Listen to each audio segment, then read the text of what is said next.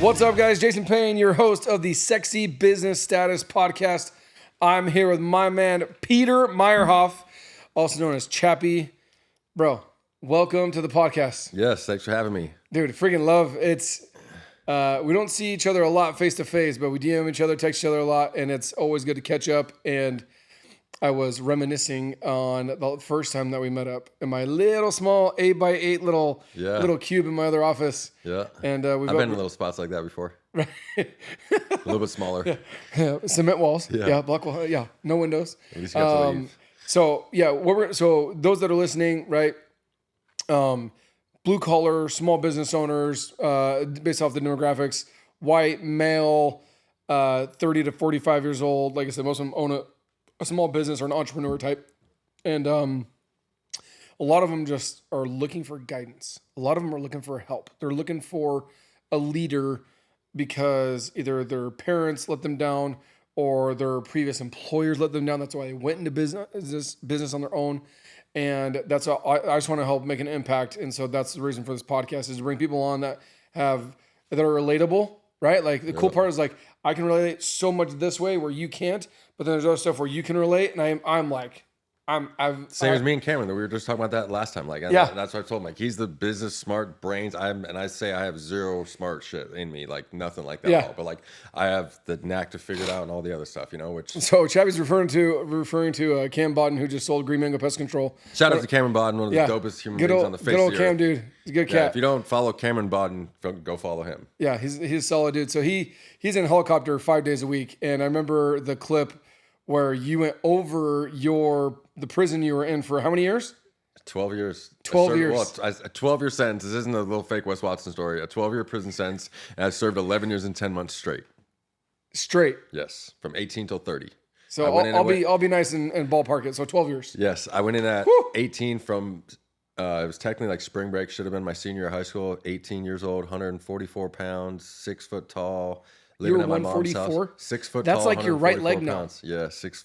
And then I got out of prison at a month after I turned 30 years old. 6'4", 264 pounds. So you put on 100. I doubled my size in prison. Yeah, like I said, luckily I hit puberty. You know, I always joke about that, but yeah, I doubled my size. You're 18. I was a little kid. Yeah, I didn't have facial hair, none of that stuff. I barely had armpit hair when I went to prison. And he came back out with ink and the whole. Dug out of Supermax prison, like under investigation for attempted murder. Like couldn't have been two complete polar opposite sides. Dude, that's wild. We'll get into your story there in a minute. But so Cam takes in a helicopter, and I don't know if you do, I'm sure he did it on purpose, but just to kind of surprise you, your face, you turned like a ghost. Dude. What came to you when that happened? When that happened? Dude, I just honestly, it's like my whole life like flashed before my eyes. It's just like, to put it into perspective, like looking down on that, and like that I used to like, because like not only is it like I did real prison time. Like that place was like 24-hour a day lockdown. Not no hour out every day, like 24 hours a day. You get 3 days a week where they will put you in full shackles or cuff you behind your back and hold your arm and walk you to a concrete rec cage that's 10 by 10 or 12 by 12 feet, which is filthy disgusting. And you can do push-ups or walk around in circles in there, or you never leave your cell. And you get 3 showers a week in the same exact way. You walk to the showers is the same exact way. So like, I was like, and those are 5 by 7 cells, bro, to put it into perspective. Like, I just hate you couldn't lay down one way because you could be literally my bunk was and it's stable to the wall. Like I had to sleep on my side because I was taller than 6 feet tall. Like no joke. Like I didn't even fit in my cell. When you're taking a bird bath in your little toilet right next to your bed just gets soaking wet. Like you can't even do a push up next to your bed. That's how small your cell is. And I was in there 24 hours a day, and I'm claustrophobic and I have ADD. Like, but not for 12. How long were you in that size? I was in there. I would say I was in that size cell for probably 3 to 4 years, multiple different times. So, and you're like, what do you mean multiple different times? So you got out and then did something stupid? Yeah, I go to maximum security and I go hit a 4-yard, and then they do another predator packet on me, which is, they did 4 different predator packets on me, which you could look up online because I'm real about my shit. And God, you can tell I hate just all these fake people online. Sure. Anyways, but they do a predator packet on you, which just means there's at least 3 different inmates or occasions where inmates were either assaulted or made leave the yard and requested protection from PC, protective custody, and my name was the reason for it. So if they do 3 different one of those on the yard right there, then the SSU cops initiate a predator packet, which means they say that you initiate predatory behavior. I have this on my Instagram page, but it's you initiate predatory behavior.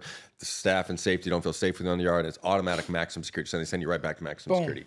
So now, like, I would hit the yard for 6 months, go right back to max, and hit the yard for 6 months, go right back to max. That was pretty much my whole time.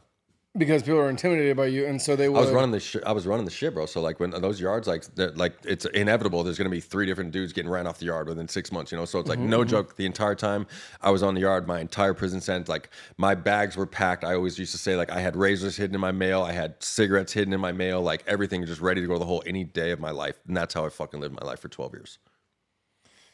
So.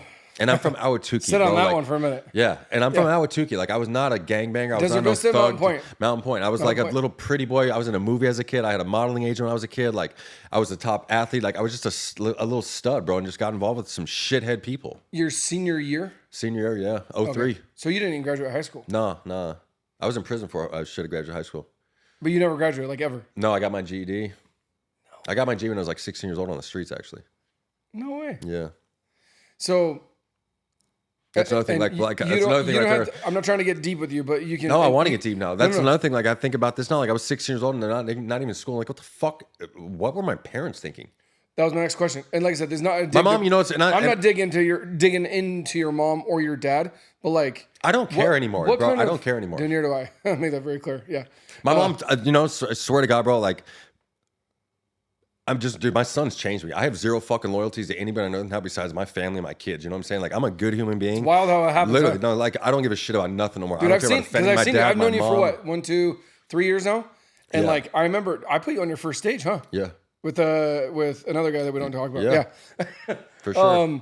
But dude, like, and you introduced me to Cameron Bond, which is why, no joke, I told her you're the only person I would have left my son to go do this show with today. Like I had the pool heated. It's my only day off. We were swimming. Like no joke. This was like, but like I'm a loyal dude, bro. Like, and you know it is what it is. And the last time I blew off the time. So going back to loyalty. So growing up, before you turn 17, 18 years old, and you get put in prison, what kind of a lifestyle were you living? So let me give you an example. So my mom. She was a nurse growing up when I was little, but when I got older and like high school and whatnot, she was home in the afternoons, right? So I come home, she'd be home. I know kids that come home after school and both mom and dad are working.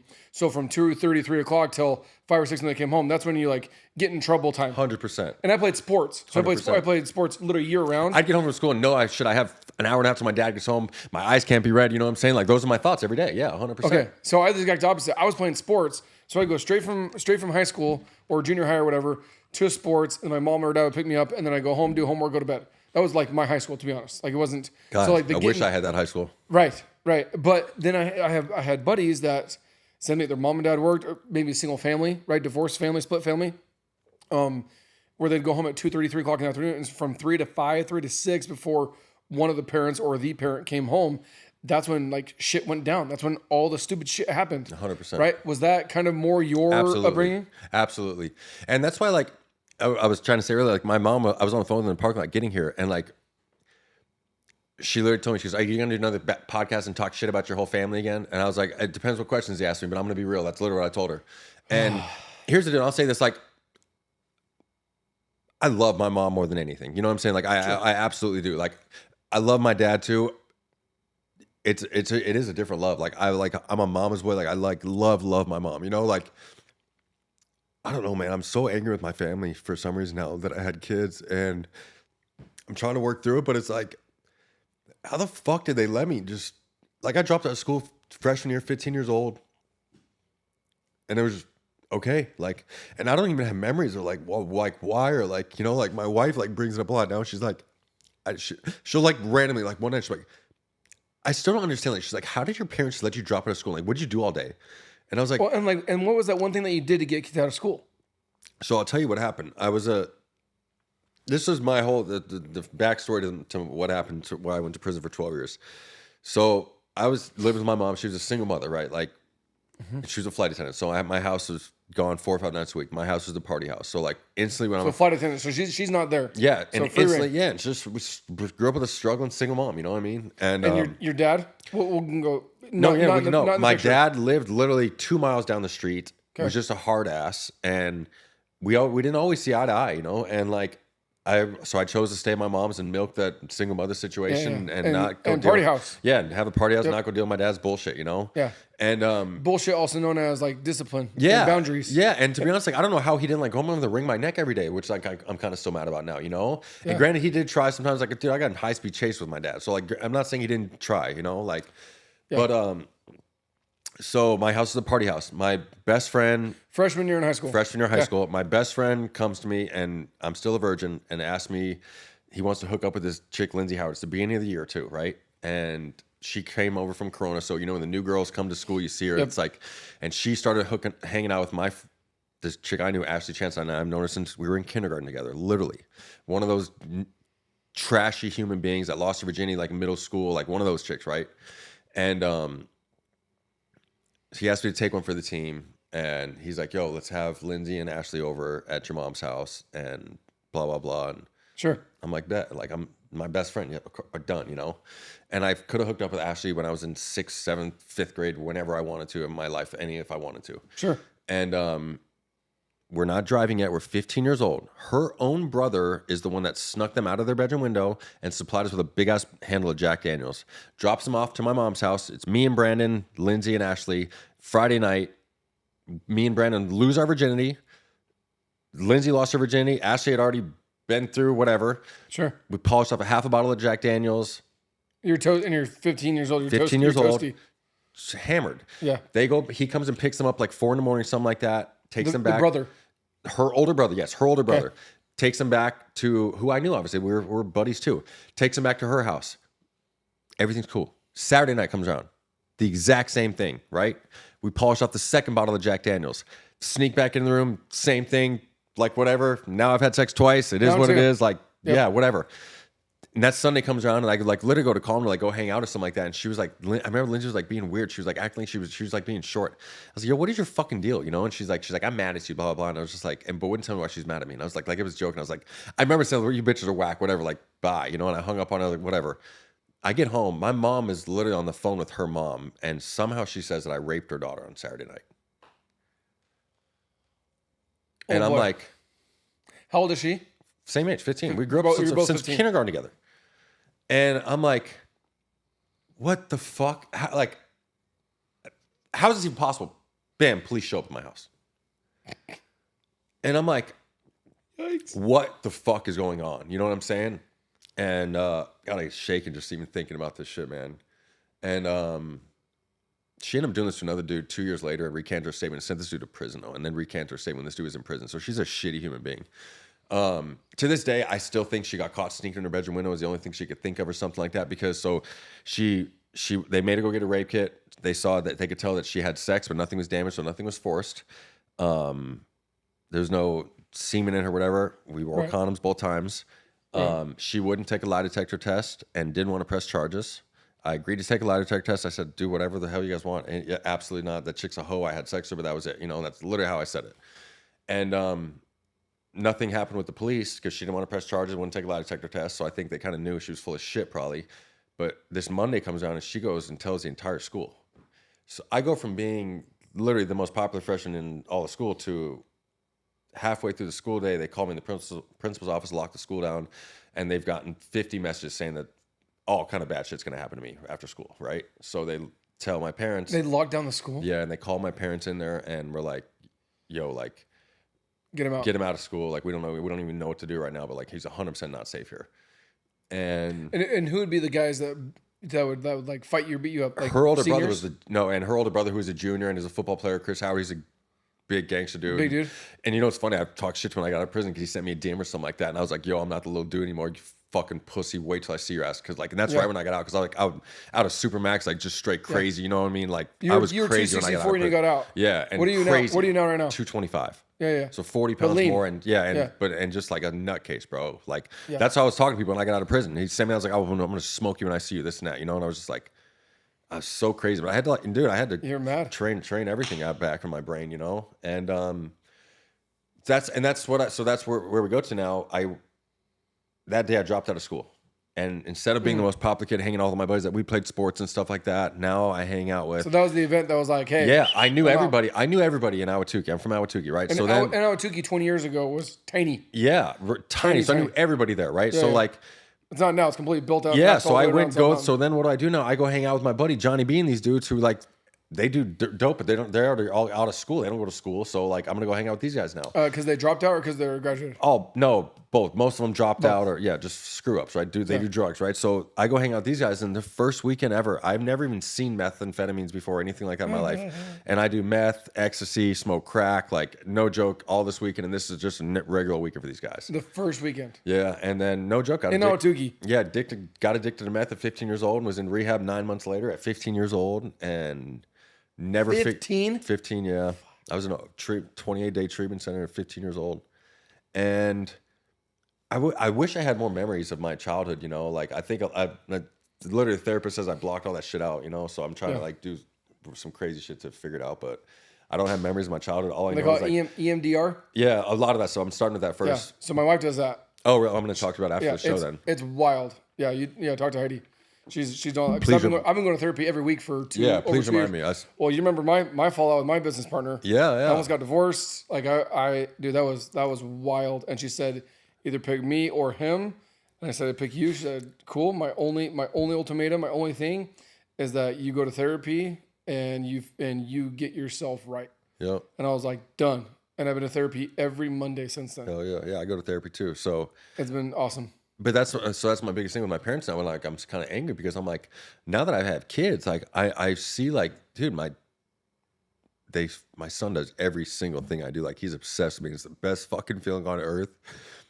But like even as far as cigarettes, you know, like I grew up my dad smoking cigarettes with him, you know, and it's like of course I started smoking cigarettes when I was 15 years old. You know, my dad smoked, you know, and it's like how did he do all that shit in front of me? But it's like granted he doesn't have the shit we have now, the technology, so he doesn't know how to parent, you know, and like he was passing out his shitty ass fucking parents too. With my grandparents are fucking scumbags too, you know. It's like, sorry for cussing so much, but like, no, you're good. I just don't care anymore about any of this shit, you know. So it's funny you bring that up because my word of the year so every year I have like a word of the year and I really focus and do events, podcasts, like mindset stuff with it. Last year was intentionality, like being intentional with your kids, with your spouse, with your business, with whatever. Yeah. And then this year is programming because of therapy. Yeah. I'm like, dude. I was like, the reason why you do this or dress like this or talk like this or have this much money or not this much money or this size of a house or not this size of a house. Yes. 90% of it is from how you were raised. Absolutely. And the 10% is like what your parents really sucked at. You're like, I'm never going to do. Here's the greatest thing about it though, and I thought I was screwed, man. I thought I was fucking going to be angry my whole life. And I thought like I was going to be my dad and I was this shitty person. And like, you can fix everything about yourself. Like no joke that you can I'm in the process of doing it right now, bro. You had to own that. 100. That's the thing. And you're still owning it. Yes, absolutely. You have to, for one, admit that you're not perfect and you have a lot of fucked up shit inside you still. And like, not show this fake ass image that like everything's all good and I'm great because I'm not, you know what I'm saying? And I'm Broken real about inside. it. But I'm doing a ton of work. Like I said, I'm literally under construction right now, you know? How long have you been? I love that. You're always under construction. Who gave me the other word? Garrett White mentioned that. He said progress. It's like you're always making progress in what you're doing.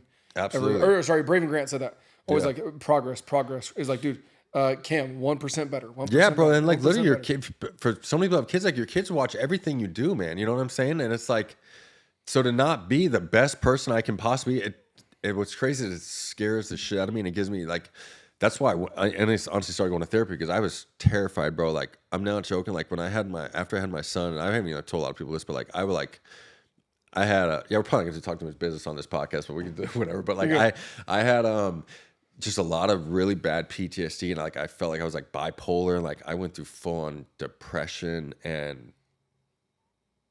Fuck it, I'll say it. But like, I was literally suicidal, bro. Like,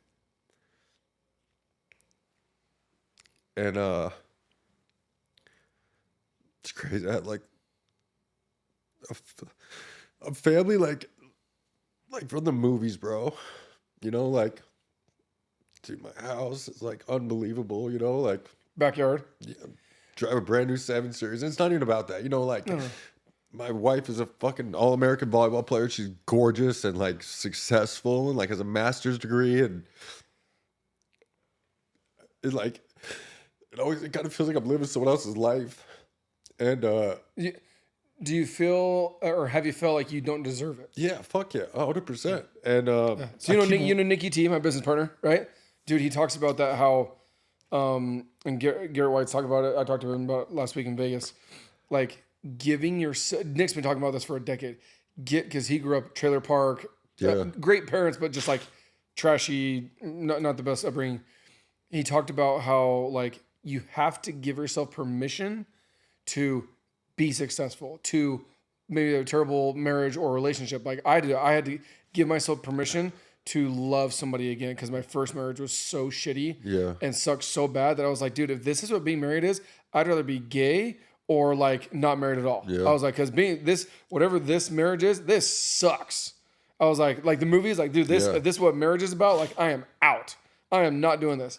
And so I literally had to give myself permission to love again. And then I found Heidi or, you know, all these things. And so it's kind of cool how, like I said, you had to give yourself permission to be like, hey, because when people get out, stereotypically, what do? 100%. They're right back in 87% it, right? of them do, yeah. The power of your story is you made mistakes, you got put in, and like we all make mistakes, and we get put in some sort of a prison. You were a literal one. I wasn't a literal one. Yeah. I was in a mental prison. But there's dudes doing life sentences that feel more free than people out here on the streets. Yeah. Literally. Absolutely. You know, so yeah, because they've actually owned their shit, even though they're in cement walls. Yeah. They've owned their shit. There's people that roam the streets that we talk to on a daily basis that don't own their shit 100%. and they're miserable. And that's why I share this because like a lot of people like, dude, like there's people struggling all over the place, you know, and it's like people I honestly thought, like I'm telling you, when felt like I was living someone else's life, like I thought for sure one day, like no joke, like I swear, I thought like one day I was gonna wake up and they'd be like, seriously, like somehow it'd be like, that was fun. Here's your life back. You know what I'm saying? Like, no chance this is my life. You know, and like, and what else is like? It's kind of scary even thinking about it now. But like, or I always thought, in the end, like no joke, I was just gonna like smoke myself, bro, and just be done. And like I had a fun run with it, but like it is what it is. Or it's like not worth it. And those are like all my thoughts always. I thought that's how I was gonna end up. And I thought people would always say, well, he did a lot better than we thought he was gonna do when he got out. And now that I have kids, you been out? I've been out 10 years now. Just was 10 years last month. For reals? Yeah. 10 years? February 26th was 10 years. When did you really start working? To be like, in my opinion, you didn't start working on yourself the day you got out. No, not at all. How many years did it take you before you realized, like, dude, I need to own my shit, work on myself, and really like recreate your identity? I say there's complete two parts to it. So right after I got out and I had a fentanyl overdose and I was dead, and that's when I found God and changed my life and got sober. That was the first part. How long after that? That was in jail. No, that was when I got out. I had a fentanyl 6 months after I got out. 6 months after, okay. Was dead, no heartbeat, brought back to life. It was like the most miracle story ever. Okay. God saved my life to do what I do now. So I'd say you had to come to Jesus at there's 6 two months parts out. Though. There's two parts. So then I got sober and I started making money and got into sales and it started crushing. You know, like I was making $200,000 from first year and a half out of prison, like with an 8th grade education. Never worked a day in my life before. And but I learned sales. I once you know sales, you can. On the block. The world, on the block, that's literally all it is. In prison, well, in prison, the same thing. Sales. Yes, all I was doing was selling literally doing drug sales, and on top of that, selling an idea why I need to get my cell door popped or why I need to pass something. You're selling. It's all when you look at it like that and you realize that's how it was. So one of my most influential books is "Sell or Be Sold" by Grant Cardone. Yeah, you're always selling or you're being sold, and no matter what it is, it could be a product. It could be, hey, like I sold you to come on the podcast. I sold you on, 100%. Hey, leave your kiddos for 45 minutes and your wife. That's verbatim what I sell. Drive down 3 miles. Come in, do this. Like, okay, Jason sold me on doing the podcast. I'm down, right? Yep. So you can, dude, you can literally take anything. I sold you on, hey, sit in that chair instead of sitting over here. Yeah. Like the most minuscule thing is everything is you are either selling yourself on something or you're being sold to. Yeah. And so like you had 10 years of that in prison. Yeah, and this is an important part too. So great skill sets, by the way. The reason I say there's two parts to it is because I got sober and then I'm going to like AA meetings and doing all this shit, right? Hanging out with these guys that are all like good people now that change their lives. But a lot of those guys are cheating on their wives on the weekends and doing shady shit like that. But they're not drinking. Yeah, exactly. And to be honest, bro, I had never even seen a faithful marriage in my entire life up until probably a few years ago. Like, no joke, I thought every single person cheated on their wives if they went out of town or shit like that, like, or on the bars on the weekend. And I've never even seen that. And I always thought like, and luckily I was with the chick before I met my wife now, because my wife wouldn't have put up with my shit for 2 seconds if I would have met her before that, you know? Good. So when I say like really working on myself now, I'm really, really, really working on myself now the past year and a half since I've had my sons, because it's not fair not to for them. Like they weren't asked to be brought here. Like there's no reason that they don't deserve every fucking opportunity on earth, and every single thing that I didn't get to do, like they're gonna get to do that and some, you know?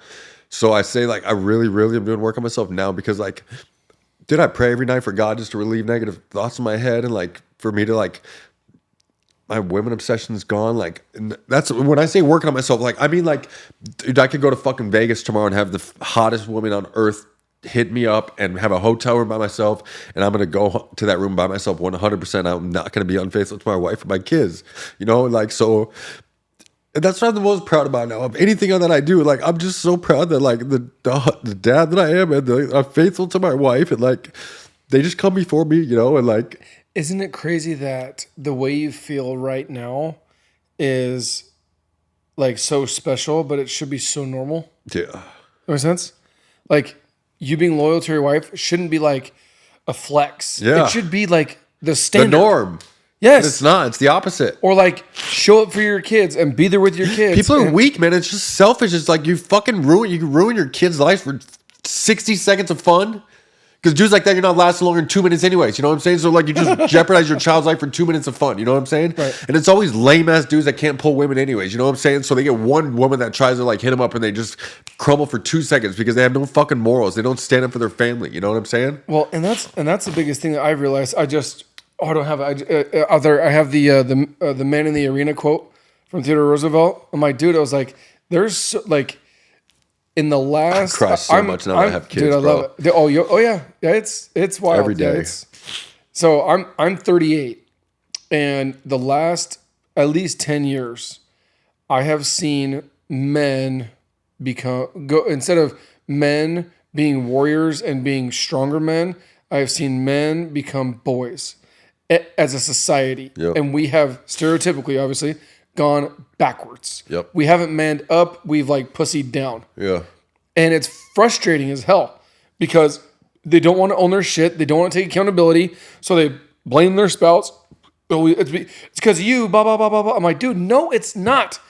Yeah. Like, you stopped working on yourself. What's crazy is when you start working on yourself, magically your relationship gets better. Your marriage gets better. You see your kids in a different way. Right? Instead of them being like, I have a marriage I've never even seen exist. You know what I'm saying? Yes. Literally. And Yes. it's the greatest thing on earth, you know? Like a happy house is like, it's so just peaceful. And like, I just want people to be, dude, people have gratitude. Like you have no idea how much farther you go in this world. Like, and that one quick example is this dude, Marvin Haynes right here. So, and if you don't know Marvin Haynes, look his story up. So, and just to put this into perspective, hopefully this gives you a little more gratitude in your life for just a daily basis. I did 12 years in prison, right? Was it for a burglary charge, and was it an excessive sentence? Absolutely, right? It's the worst burglary in Arizona's history. But I still committed a crime, right? Yeah. This dude did 20 years from the time he was 16 years old and got out when he was 36 for a murder he had nothing to do with and was a kid. And if you literally look on his Instagram and you go to those interrogation videos that he has posted, if you don't cry, you don't have a soul. All he's doing is begging for his mom, which is so illegal that they can even talk to you after that. And all he keeps saying is, they're like, we called your mom. She's not there. She's not there, Marvin. We called your mom. And they trick him into supposedly admitting to do this thing. And he spends 20 years in prison. And it wasn't From the time he was 16 years old. It wasn't him. And his sister fought. Shout out to Marvina Haynes, too. His fought the entire time to get him out. his sister. Yeah, started a nonprofit for this and did all this stuff. Was marching the streets, no joke, for 20 years straight. Their family broke up over it. Like, it ruined their family. And I just know this from her mouth. Where does he live? Minnesota. Okay. And she got his sentence overturned. He had they said the dude had dreads and was like 5'10", something like that. He's like 5'3", 330 pounds with an afro. Like, it wasn't even close to the same. And there was zero DNA evidence. All that was going off was one testimony, supposedly.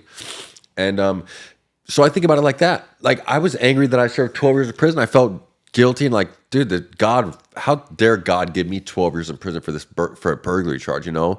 When it's like, what the hell, that dude shouldn't have spent a second in jail, you know? And on top of that, like when you're out there gangbanging and stuff, you know what's coming, you know, like, you know, you're going to jail. Like that dude had no idea, bro. And the fact that, and he's the most grateful human being on the face of the earth out here now. And it's like, it's almost insane to me, but like, you don't realize that because people out here, they're just weak-minded, bro, and they have no gratitude, and they like don't like think about how bad it could be, and they just always want what the next person has instead of like trying to work for and get it themselves. You know, like just like we said, like I said earlier, everyone just wants the quick, easy, fast route nowadays. You know what I'm saying? No one wants to like put in work to do anything and be true and solid, good human beings. You know, and quick money never lasts. Like with the people, the names we talked about earlier, that always want the quick route and take a following to associate with bad human beings, they won't be here, and I'll still be here, dude. So. Yeah, sit on that one for a second. The crazy part about all this is, like I said, your 12 years, Marvin's 20 years, is it don't matter how much money you make, Elon Musk cannot buy back time. Yep, and you can't buy freedom. And you can't buy freedom. No joke. And so it's like, there's something there where we underestimate. That's why people say, I was talking to Kim the other day. It's like, dude, I get asked 5 to 10 times a day to go to lunch. Hey, can I go to lunch? Pick your brain. Go to lunch, pick your brain. And he's responding back, yep, $1,000. Yep, $1,000. He's like, dude, he's like, why? He's like, I can go make lunch at my house. I can go get Wendy's for $9 or $13 nowadays, right? Yeah. Like, I don't need your lunch. And if you want to pick my brain, that's fine. But he's like, the reason people like you don't. Him, I'm like, I told him like $1,000. I'm like, you should be charging $5,000. Like you're for your brain, bro. Like seriously. Oh yeah. That's how highly I think of Cameron Bond. No joke. I put him with Andy Frisella, and no joke. Josh Snow, those are the top dudes to me. Shout out Stu, he's probably right there. Yeah. But it comes down to like understanding the value of time. Yeah. Because people that don't appreciate the value of time have never been through something like that. Yep. Right? Or they've never lost a loved one. They're like, oh man, like, you know, you can't get that person back. Yeah. Those type of things. Because like I said, we get pissed off that, you know, it's hot in here or this light's out or this other bullshit. And we're like, we have a dude that's, you know, people that are, and this is not a political thing at all whatsoever. You guys know me, that's not how I roll. Like, go Trump. But like, other than that, like, I don't fucking care. But like, it's wild how the way people think we want to blame other people instead of owning our own shit. 100%. It drives me absolutely nuts. Yep. So let me ask you this. So how long have you been married? 2 years now. 2 years. Yeah. And you have 2 kiddos. Yeah. Back to back. We did it quick. Back to back boys. Yeah. I got a month-old, like 5 weeks old. How old's Quincy? And Quincy's 21 months old right now. Are you serious? He's almost 2? Yes. Dude, I forget. June. I feel like him and I are buddies. I see him on Instagram every day. No, he's the best, dude. So it's almost comical, not in a disrespectful way, to see you like at home, your wife's making a steak, and you're playing with your little kids. But like, I already know, those that don't know, I already knew your story, or 90% of it, right? I knew your story. I knew your upbringing. I knew all that stuff. I met you before you had any kids. Yeah. And just to see you like turn into this like dad has been like one of the coolest things, because everybody deserves a chance. You know what I mean? That's the best compliment you could have told me, so thanks. Like, because there's other dudes that have the opportunity and don't take advantage of it. And I ruined my relationship with my 14-year-old a couple years ago, and it's getting better slowly, but I don't get that, you know, those 2 years back and whatever the future holds. But like, control the controllables. Like, you can control what you're doing right now with your kids and showing up for them the way you, like I said, they watch everything. They listen to everything. No joke. A little humble pie, a slice of humble pie from Jason Payne here. So my 10-year-old Cash, right? Baller, his flag football practice after this. And apparently Heidi, my wife, told me 2 nights ago that they were talking or whatever. And he said, hey, can you guys not cuss anymore? And we don't cuss a lot, right? But slips every once in a while. And my wife's like, yeah, absolutely. She's like, well, because if you don't want me to cuss, but you guys cuss, like, that doesn't make sense. 10 years old. Quincy, 21 months old, said, holy shit. Ha! He can't even talk and said, holy shit. I was like, oh my God, we got to watch what we say already. Dude, I'm telling that it's, and it could be such a good thing. We like, that's more like Instagram, like funny stuff and this and that. Like, holy shit, like little 2-year-old, right?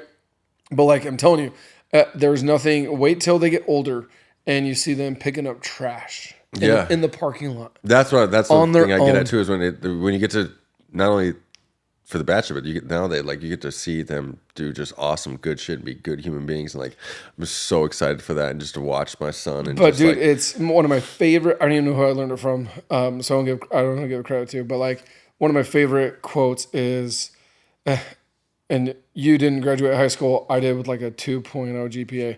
So we're same education levels Yeah. here. Caught, and then the greater sign, caught over taught. So they catch you doing it instead of like, don't do this or make Yeah. sure you do that. yeah, Caught is they catch you on the ground playing with your kids. They catch you giving back to the homeless. They catch you helping other people, serving other people. Like Yep. that, like caught over taught. And that's I'm building a stage right now in my office right here, and I have my little 3-year-old daughter, and she saw me screwing all the screws in. And she's like, I want to do it, and I'm like, you know how it is when little kids try and help you, it takes fucking forever. yeah, Right? Twice as long. They mess it up. They do it wrong. But it's like you have to let them do it. But she saw me doing it. She's like, I want to do that. Cutting the 2x4s and 2x6s. yeah, Dad, can I? Little 3-year-old freaking cutting a chop saw, right? yeah. But like I'm telling you, man, that I'm so glad that you realize that when your kids are 1 and 2 years Yeah, old for sure. and not When they're 7, 8, or 10, or 13, or 15. 15. Dude, Yeah. ship sailed, bro. Yep, Ship has freaking sailed. 100%. And so I'm glad. Yeah, by the time I'm 15, my son completely knows what true colors I have. You know what I'm saying? Yes. And if I'm what kind of man I am, or what kind of dad I am, and what kind of really human being I am. You know? Well, and who else? And Sean Whalen taught me this, but he with his kids, he has 2 boys and 3 boys. Anyways, but he's like, do not let another man raise your kids. Yep. Because that's what my dad told my brother when him and his wife were getting into this little thing like that. You know, he's trying to get him to stop drinking. He told me, he's like, you might think it's not going to hurt you now, but he goes, it's going to hurt you when you see another man raising your kids. And I was like, ooh, I didn't even think about it like that. So it was like, I couldn't even imagine. Yeah, Oh my God. pulling out a gun, fighting somebody. Quincy, as of that, never in a million fucking years. You know what I'm saying? Yeah. No, So we kind of joke around like that. So we go to the dunes, right? Cam and I go to the dunes, and our joke's like, dude, like, make sure, like, you got to go to work on Monday. So like, don't do stupid shit. Yeah. Like, have fun, party, do Yeah. your thing, and go crazy, and go have fun, go fast. But it's like, don't forget, like, we got to go to work on Monday. Yeah. Right. Literally. Same thing for like when you want to, I'm gonna go smoke somebody. Well, like, cool, you do that. Well, guess what? Boom. So another man is gonna raise your kids because you're gonna be in the freaking block again. Yep.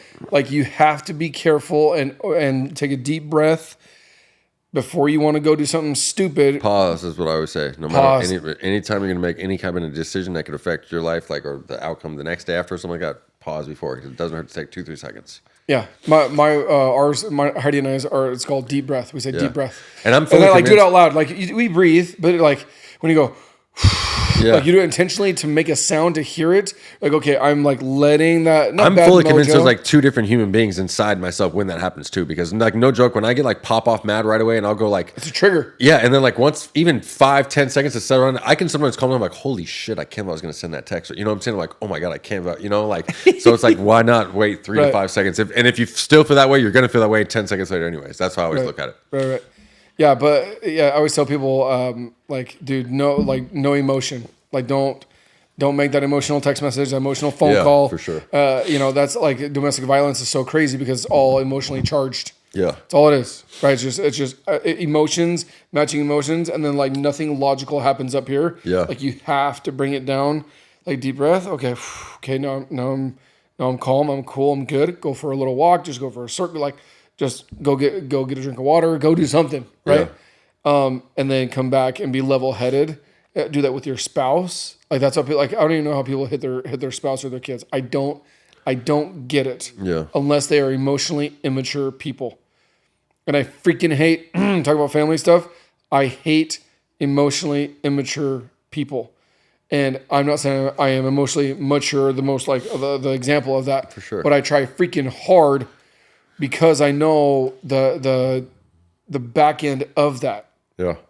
And I just want everybody to know that like it's a real true thing. You got to be like, you got to take a deep breath. Like, what if you wouldn't have slept with that girl? Like where would you be now? Anything. Yeah.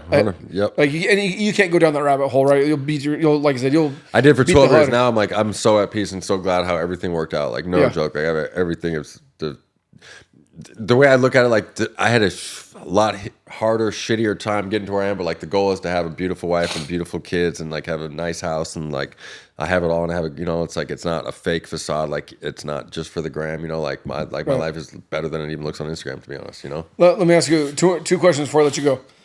One of them is, what advice would you give to people that you're married and may have kids, maybe not, and you have outer influences that are family members that are trying to tear your marriage down or tear that nucleus apart? Envy, I have that entitlement. right now. To a T, What advice would you give them?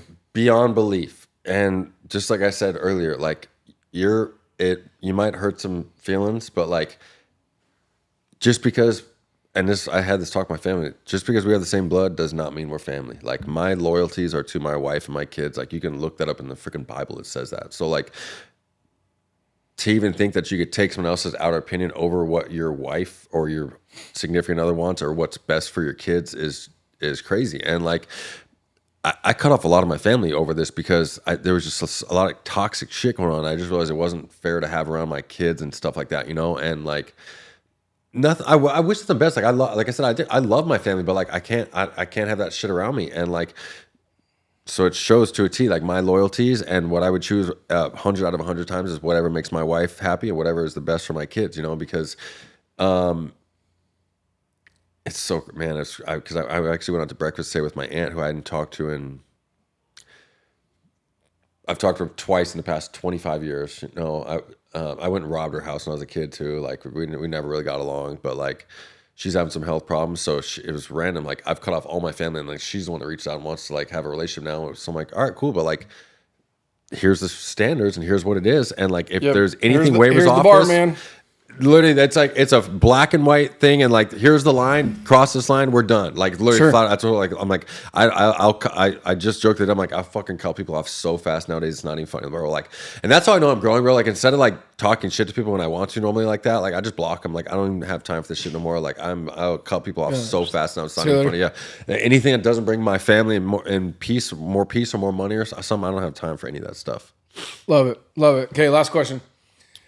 So someone that is either not that's like a business owner, but someone that is going through the hard time, like we call it embracing the suck, right? Yeah. Going through that hard time, that dark time, that quiet time. Yep.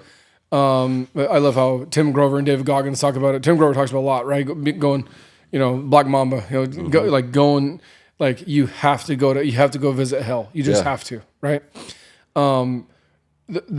And then you've come out of that and obviously married, kiddos, and you got your head on straight, doing great things. So I'm very proud of you, number one. Thanks. Number two, what advice would you give to somebody who was you just a matter of a few years ago that was struggling to get out of that black hole? Because we all go there. We all end up there. Some of us, we do it at 15, some at 25, some at 55, right? But we all, especially men, like we all go there. Yeah. What advice would you give them to get out of that?